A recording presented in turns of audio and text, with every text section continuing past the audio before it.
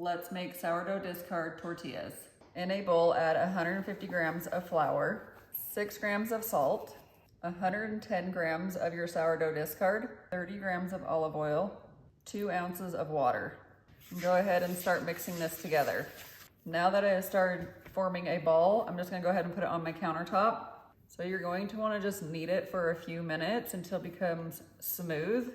So now that I'm done kneading it, I'm just gonna go ahead and put it back in the bowl and then just cover it and let it rest for about 30 to 60 minutes. Go ahead and heat your cast iron over medium heat. We're going to go ahead and add our dough back to the countertop, and then we'll divide this into 6 to 8 pieces. It depends on how big you want your tortillas. So normally I do about 8. And then what I'm gonna do is just roll these each into a ball. Then I'll move these over to the side. I'm just gonna sprinkle a tiny bit of flour. And I'll add some flour to my rolling pin because I just don't want it to stick. And then just roll out your tortilla pretty thin.